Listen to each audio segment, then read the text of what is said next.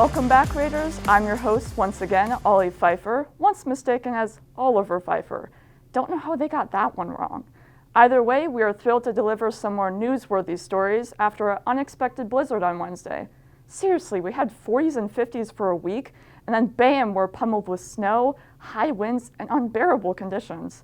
I guess that's just Minnesota weather for you.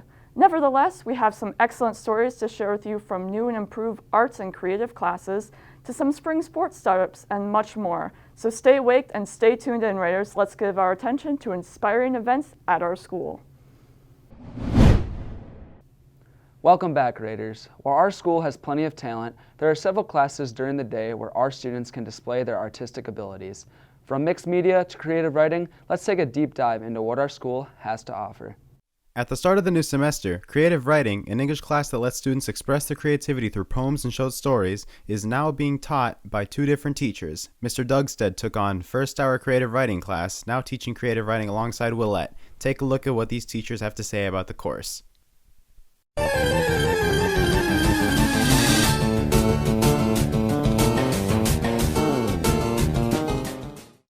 I've been teaching creative writing for over 20 years. But officially as a course at Hastings High School for about 5 weeks. 2007, something like that was the first year that I started teaching it.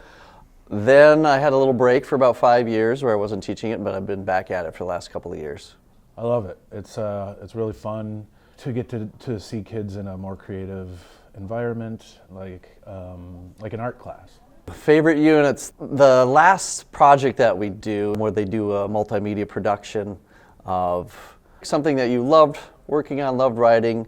Let's add music, let's add pictures, let's add all sorts of production value to what you've written and really make it something that you're proud of. I would recommend everybody taking this class who likes to be creative and have a little fun and get into an English class that's a little different than their normal English classes. A brand new class is being introduced as an option for an art credit. It's mixed media, taught by Casperson as well as Miss Anna. Not much is known about this course, so let's preview some information about mixed media. So what is the mixed media class? So mixed media essentially means that we can use any materials. Think of it like a crafts class, using things like clay, yarn, painting, maybe stained glass, jewelry making, and repurposing older items into new art. And what units are you most excited for? I'm really excited to do crochet. I myself am learning how to crochet. So I'm excited to teach that and then maybe even learn from some students what they know. If you like Pinterest, you'll probably like this class. That's where I'm getting a lot of ideas from. So yeah. All right, and if you have any questions, you can swing down to Miss Anna's room in Pod C1. With spring break coming up, several of our spring sports are gearing up for the season. Boys and girls track race to start another historic season, while boys baseball and girls softball each aim to have back-to-back winning seasons. And finally, Ultimate Frisbee starts their season hoping to have the same success our own professional team, the Minnesota Wind Chill, had last season.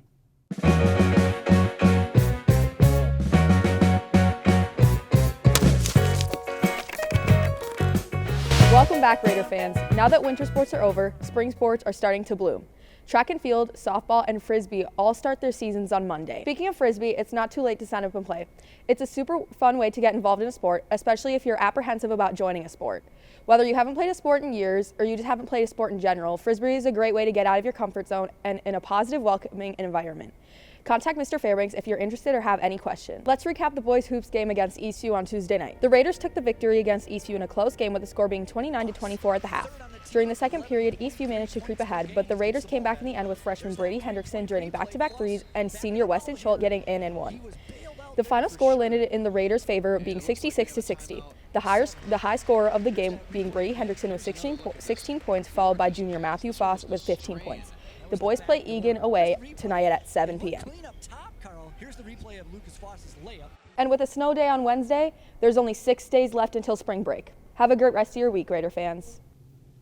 In the world of academics, there are a lot of fun things going on this week, including some of Piccolo's relatives visiting. We also get a look into our student school board reps. Let's get into it.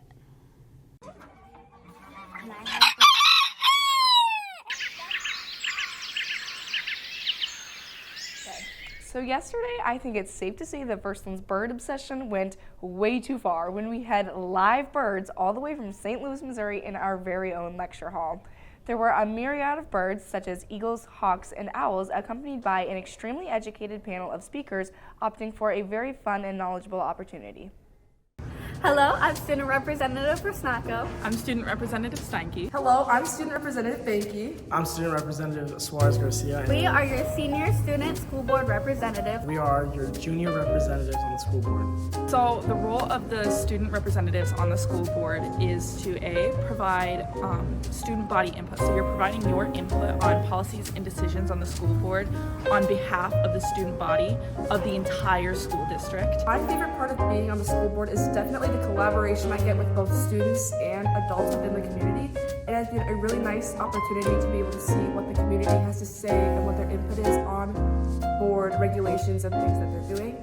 The commitment from the school board, it isn't a lot at all, really. I create a report monthly. I go to a work session to talk about just things that will be coming up at our upcoming school board meeting, which happens monthly. And overall, it's just a ton of fun too. You should definitely apply. Last week, we previewed STEAM Night with an exciting opportunity for students to apply science and arts in a cool setting at the middle school. Let's take a look at everything that happened.